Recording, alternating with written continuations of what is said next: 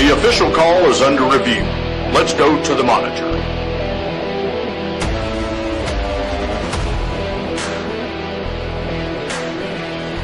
SEC football. It just means more. Now back to your favorite bearded duo, Todd and Marty. What's up, ladies and gentlemen? Welcome back to another episode of the Under Review podcast. Again, it's the pre-show, so I'll be running this solo. One man, one beard. Let's get into it here. Another great week of football coming. It's getting down to the nitty-gritty in a lot of these conferences, but I think the SEC has the most to lose right here. So, we're going to jump into it. We've got a bunch of games this week, half conference game, half out of conference games. So it's not crazy to see upsets brewing this week. I don't think a lot of it's going to happen, but we'll definitely be under review and be ready to see what's going to happen. But before we get into things, let's hear from our favorite sponsor, Chuck's Heating and Air.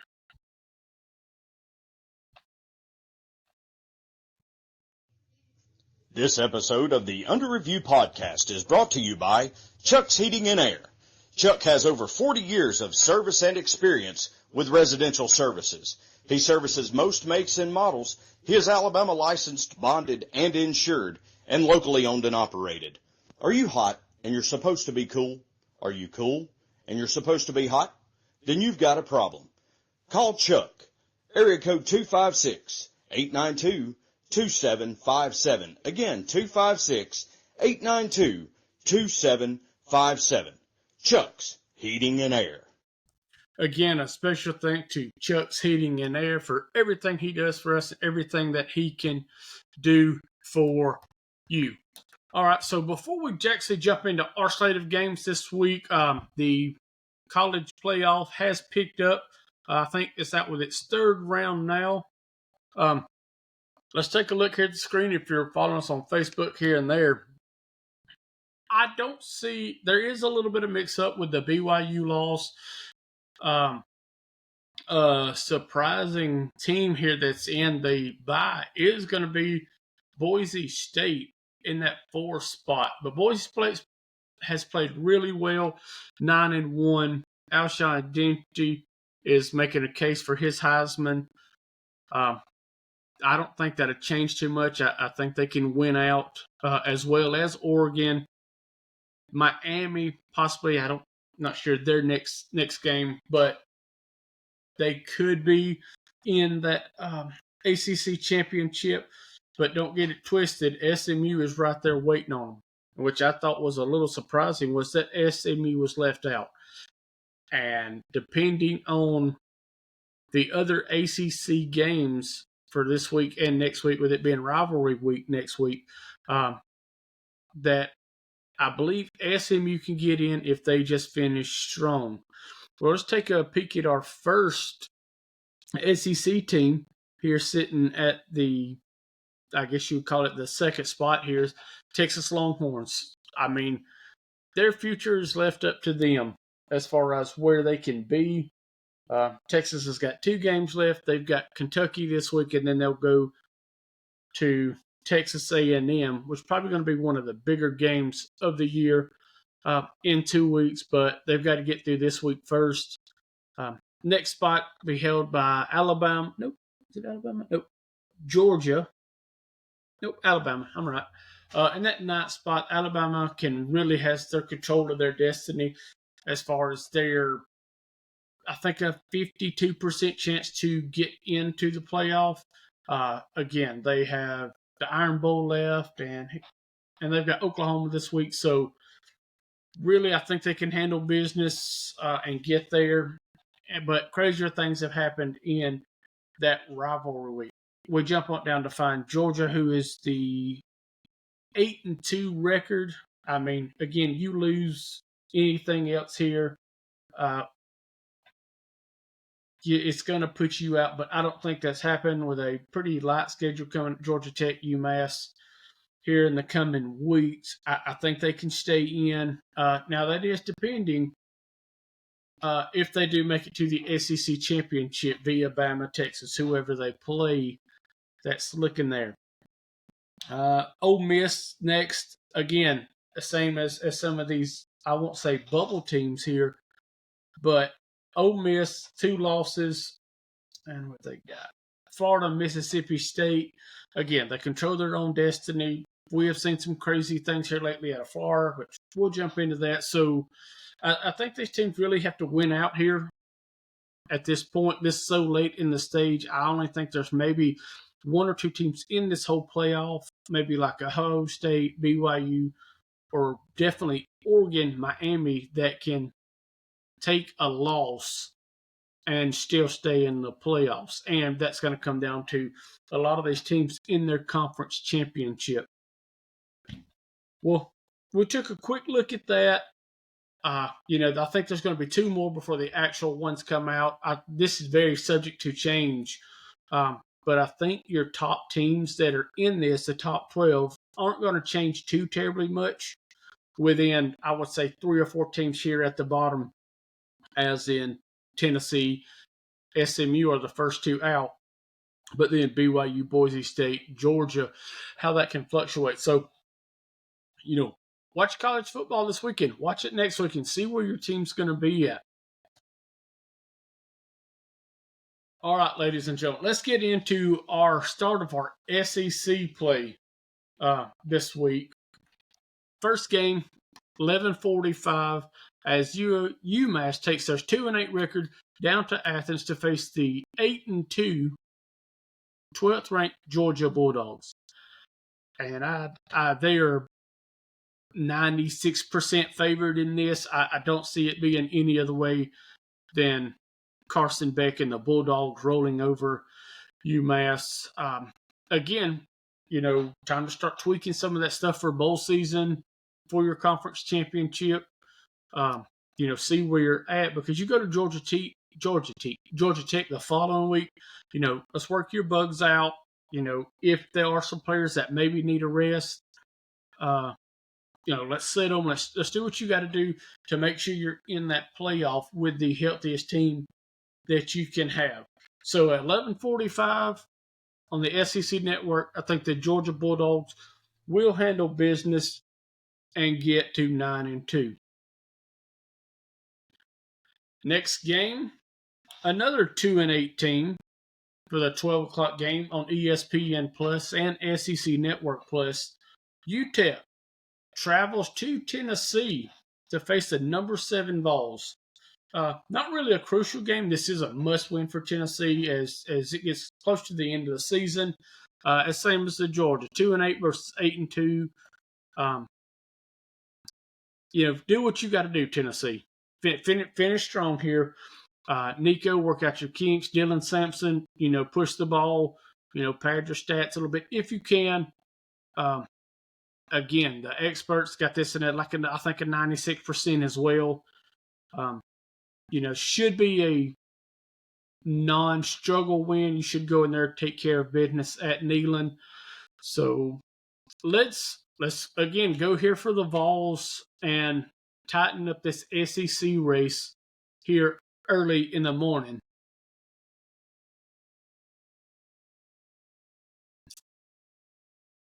Jumping into our midday game, 3 o'clock p.m. SEC Network, ESPN Network. The 5-6 Wofford Bulldogs travel up around too far away to South Carolina as the 7-3 Gamecocks hold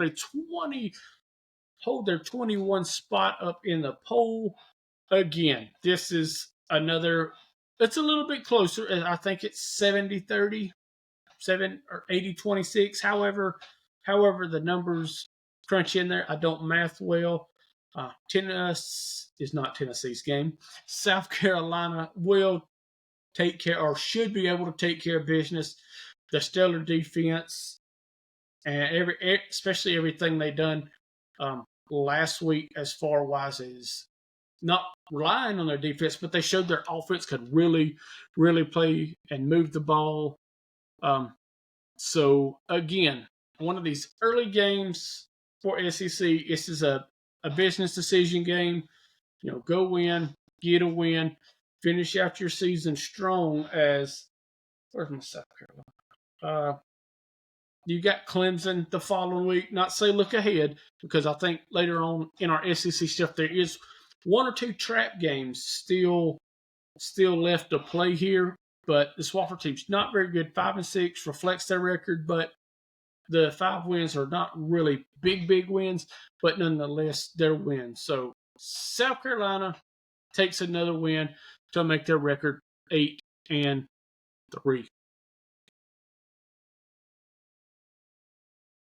Sliding over to our next game at Razorback Stadium, as the 4-6 La Tech, can't remember their mascot, I didn't even write it down.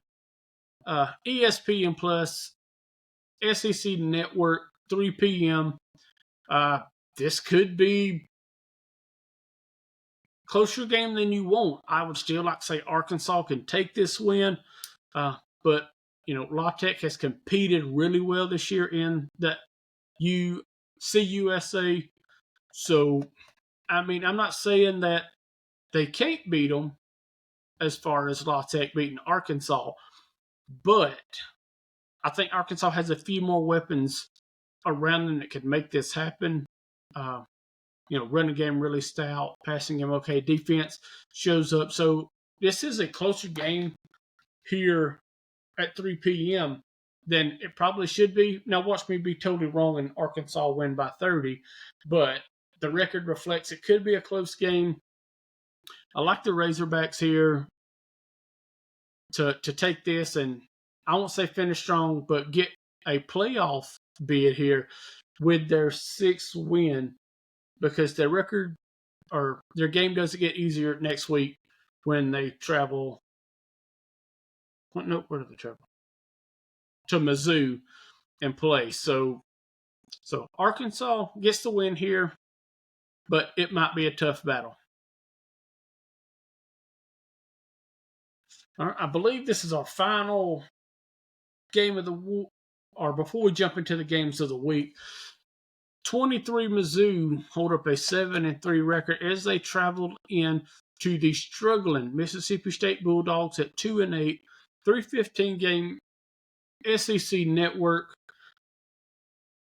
There's no way around this. Mississippi State, you are the bottom of the barrel this year. It sucks. There was stinks, sucks, whatever you want to call it, because I think there was a little more hype coming around the season.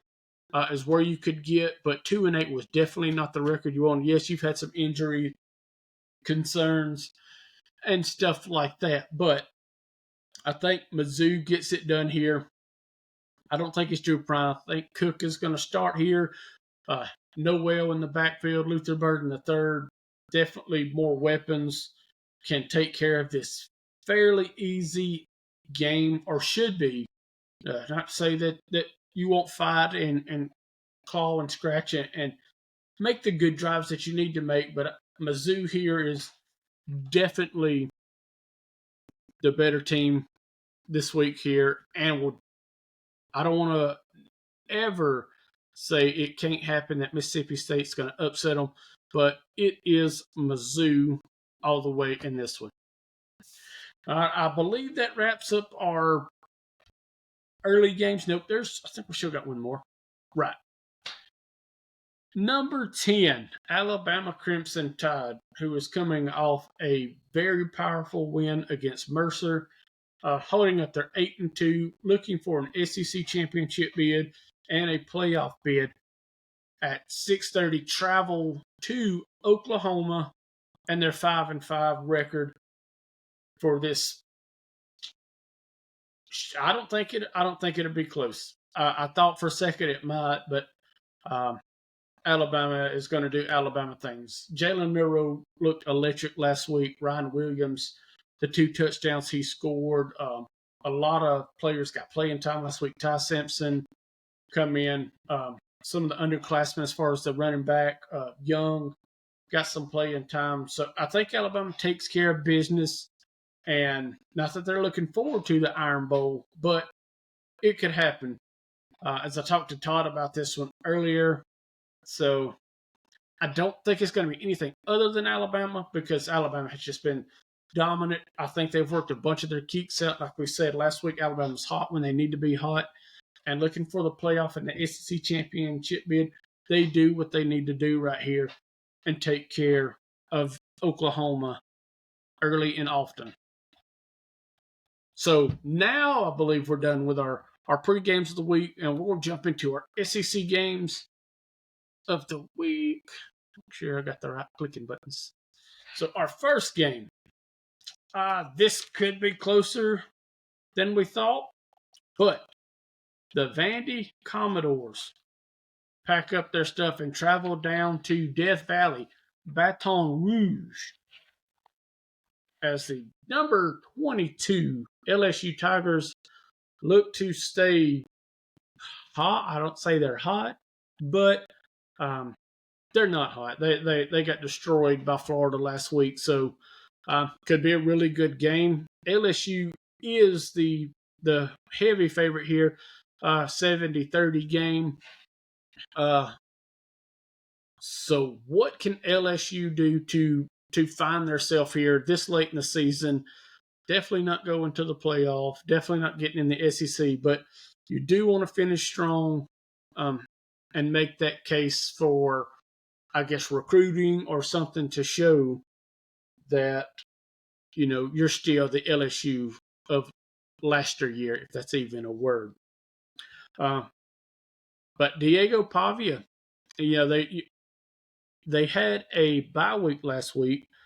So can Diego Pavia come in and put things together to make plays to win? I think he can. As far if they do it or not, because LSU is 2 for the last. They've won 2 of their last 5 games, and that's not hot, and this is not who LSU usually is. I think this could be a hot seat game for Brian Kelly, with 3 straight losses coming into this game.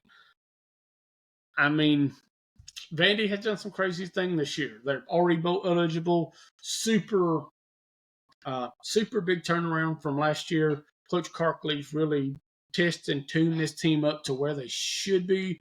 I think if they would have won a couple games earlier in the season, which were very winnable games, they may be looking at a playoff spot, but maybe not this year.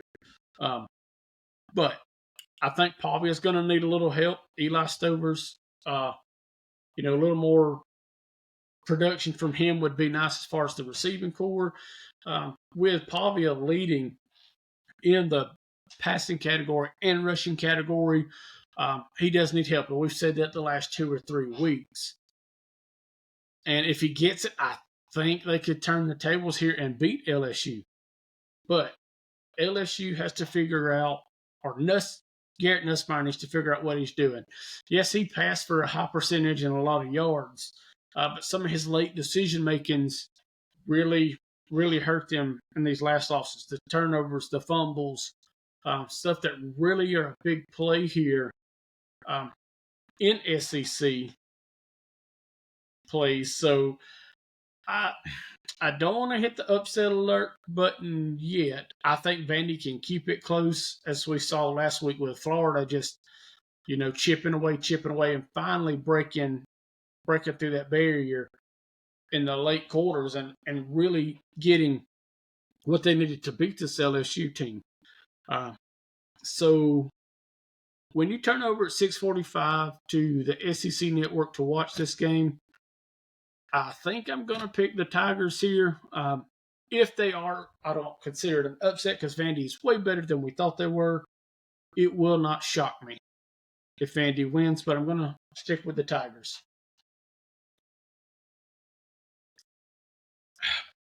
Had to whip my whistle there. 2:30 ABC. The Kentucky Wildcats travel halfway across the country to DKR Texas Memorial Stadium, where they look to take down the number 3 Texas Longhorns. I don't think it's going to happen.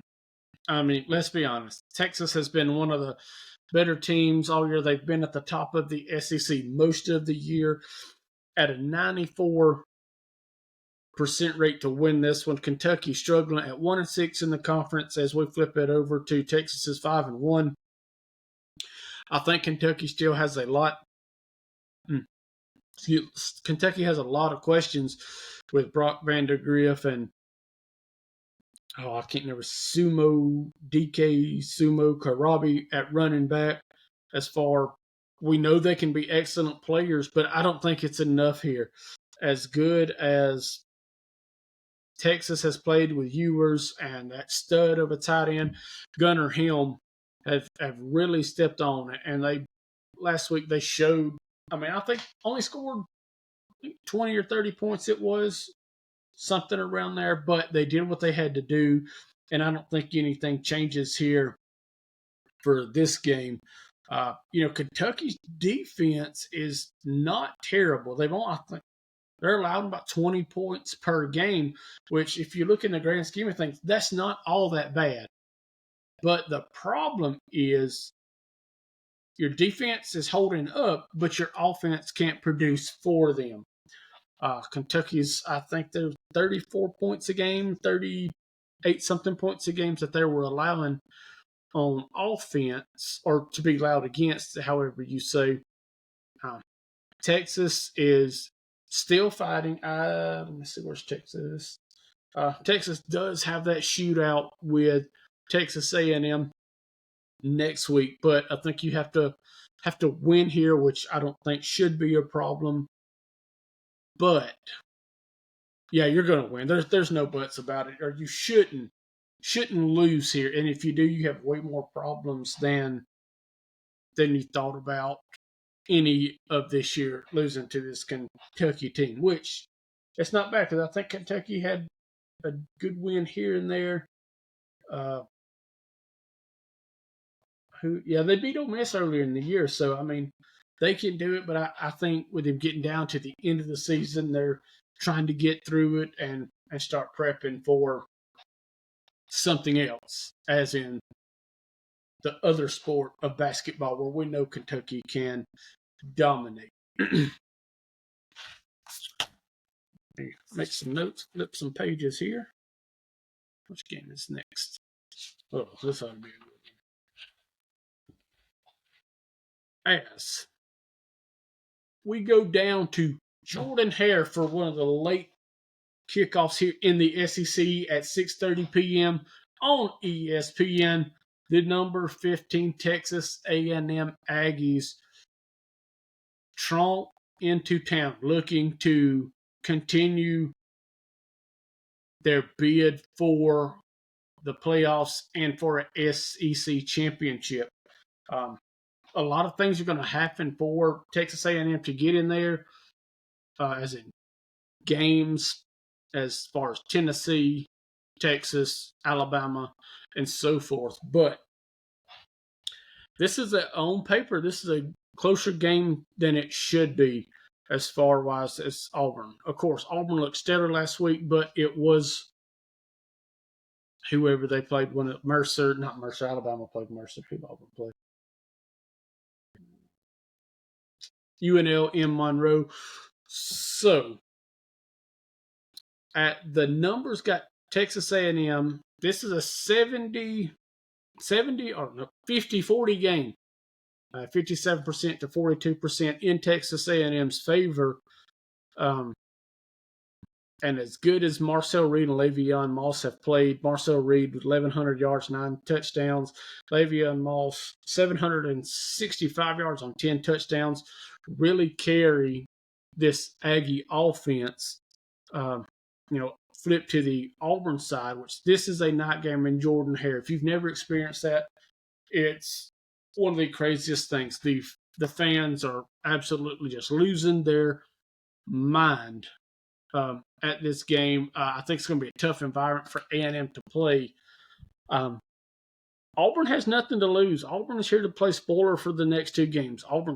If Auburn can win the next two games, which is going to be very tough, as the Aggies come in this week, and then they travel to Tuscaloosa for the Iron Bowl. Auburn's here to play spoiler. and looking for a bowl bid, which granted it might be the Birmingham taxpayer Dawn Power Wash Salt Power Bowl, whatever. But I mean, stranger things have happened. Uh, Peyton Thorne, electric 5 touchdown game last week, 3 to Cam Coleman, Lambert Smith, Malcolm Simmons. He really showed up. But it was UNLM. The defense wasn't there for them all night. Peyton Thorne's at already 18 touchdowns. I think it's up to 9, maybe 9, 10 something interceptions, 2,100 yards. Pretty good as far as the yardage wise. Then you look over to Auburn's first 1,000-yard rusher since, I believe, 2018, Jaquez Hunter. No, maybe Tank. But anyway, so the offense is there.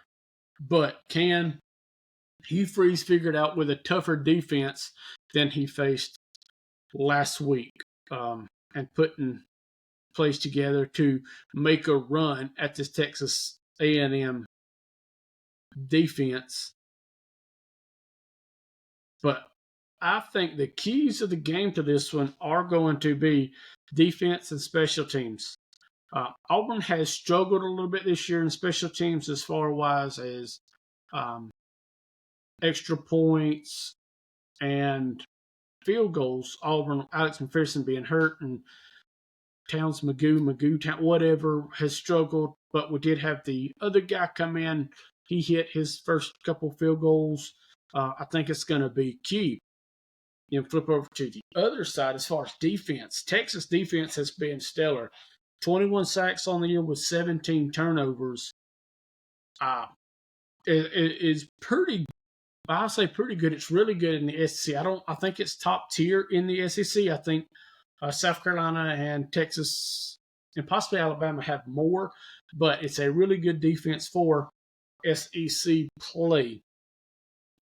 And on the other side of the ball, Auburn's 23 sacks, only 7 turnovers. But with Auburn having one of the youngest back sevens in the SEC, Jay Crawford and guys like that really have stepped up and started finding their niche here late in the season. So to see if they can put that pressure on Marcel Reed to make the mistakes from Auburn's front 5 to their back 7 on defense, and see if they can shake things up as far as that's concerned. I don't know. I mean, fans, this is really up to you. I mean, by the numbers, yes, Texas A&M should drag Auburn across the field as far as how they've played, how they've done this, that, and the other. So, night game in Jordan really determines a lot. Again, defense and special teams can win it. As many times as I said I wouldn't do it is only because I might be partial sometimes, but right here, Auburn by 6, maybe 2 field goals, something. I know that's probably not what you want to hear, but I mean, that's why we all have opinions. Yes, they are like buttholes, but nonetheless, it could be a really nice ball game if Auburn comes to play, which is stranger things have happened in Auburn. So let's jump into our next game.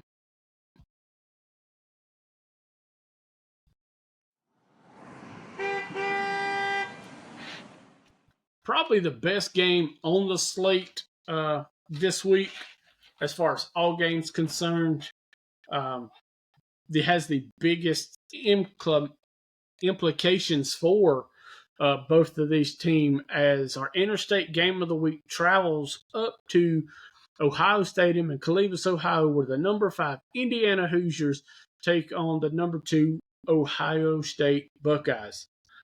If you're looking at the graphics, the Big Ten trophy is there. This has the greatest aspect of this right here before the end of the season. Yes, Oregon is still number 1 in that conference, but this is probably who they will play in the conference championship unless things falls off the rails for these teams. Like I said, they are 2-3 in the conference, as Ohio State and Indiana are right behind Oregon in that Big Ten race. Indiana's still undefeated. Not to say that their strength of schedule has not been as strong as others, but nonetheless, they're undefeated. They found the right things to do to get them there, and which is not so. Yeah, it is a little surprising that they're as good as they are, being undefeated late in the season, but they're facing up against a buzzsaw team in the Buckeyes. Will Howard, probably one of the, I won't say the best probably one of the best quarterbacks in the conference.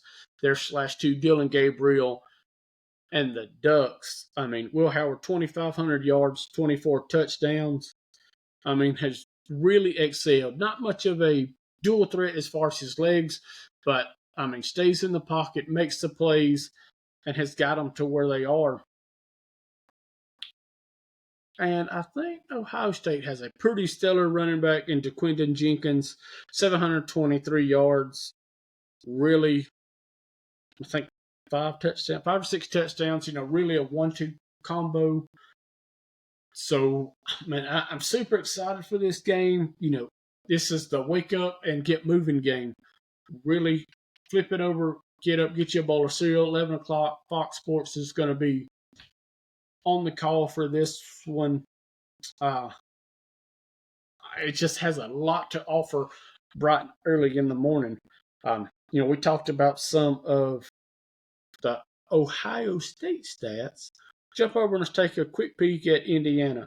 Indiana's Curtis Rote, he's a pocket passer. I think he's only got 20, 30, 40 rushing yards, but there was a bunch of sacks that really derailed his big playability on his feet. So really the pocket passer really can make things happen there, as he has 7 different receivers with over 100 yards. And I think 2 receivers have over 300 yards, if I mistake what I'm looking up.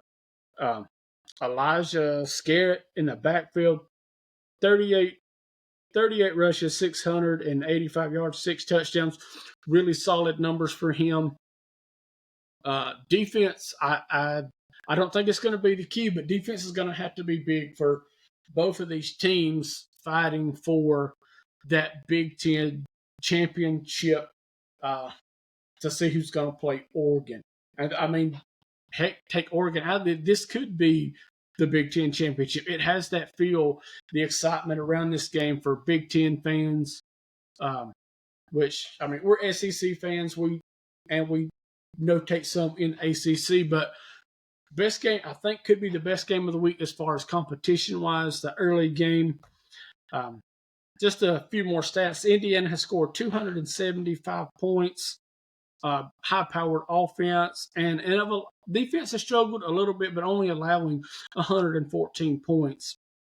Ohio State, a little bit lower on the offensive side production at 221, but their defense is really stellar, only allowing 83 points all season. So, man, I've rode with Ohio State, and I think I'm going to stick with them here.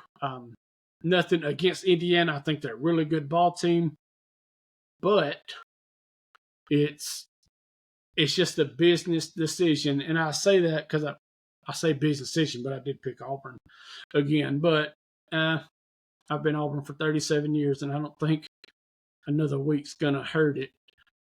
So, again, Fox, 11 o'clock, Big Ten championship feel to it. Number 5 versus number 2.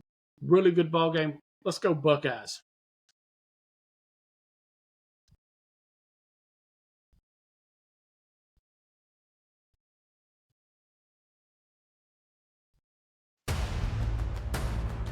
This week's Under Review Game of the Week has the number 11 Ole Miss Rebels traveling down to Gainesville, Florida to look to see if they can find a little bit more muster to mess that one up. But they're going to the Swamp to take on Florida. 11 a.m. Another early game on ABC. Good thing I didn't fumble through that intro. No, right here, as far as being a championship game, I think this is probably the best game we have in the SEC. As we've seen what Florida done last week and upsetting LSU, which is a surprise to a lot of people. Excuse me. But let's see. Do you think they have what it takes to go head-to-head with this Ole Miss team and really, really put a stamp? Ole Miss is looking to stay hot, fighting for a playoff race. As on the other hand, Florida is taking, excuse me, I got a little parched. Florida is looking to get bowl eligible here with this win. It'll be their 6th win if they can upset Ole Miss. Florida has found something here late. Over the last couple of games, they've really played stellar. So, yeah, I think it's going to be close, especially what we experienced last week with the LSU game. So, does Florida's magic continue, or does Jackson Dart and the Rebels just be a wet blanket to them being on fire? I mean, Jackson Dart, 3,400 yards, 22 touchdowns. I think he still leads the SEC.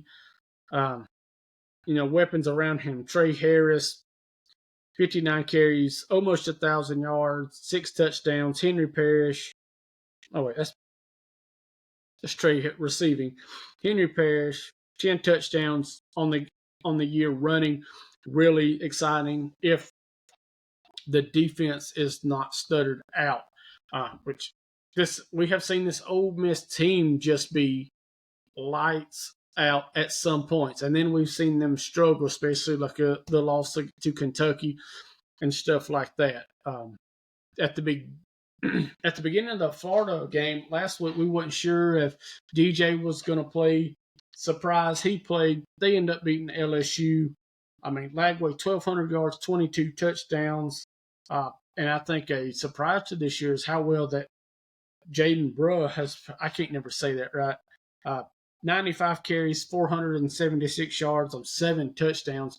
Really was a big spark in the offense last week with that 40, 50-yard run he had, which I thought was a dagger to LSU. Elijah Badger, 30 receptions, 691 yards on 3 touchdowns for the Gators. This has upset feel to it. Whether you think so or not, I mean, I'm no expert, but I mean, if Florida comes to play, I think they can upset them. But if Ole Miss is on one of their good days, we're all in trouble because Jackson Dart will do Jackson Dart things. 3 to 5 touchdowns, give or take. But I'm looking, could be an interesting game, an early morning game, as the interstate game of the week is going to be. So, man, I don't want to pick against Florida because they're super hot, and this is where me and Todd started at, from them maybe winning 3 games this year to looking at come bowl eligibility. But yes, I'm gonna stay strong with the Rebels as they continue to fight and looking for their playoff bid here. So again, give me Jackson Dart.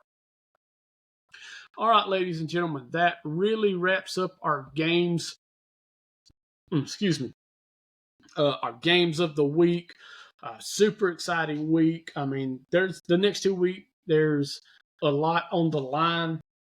So just kind of stick around. Let us know about the games too. I mean, stay informed. We're going to try to have a poll out.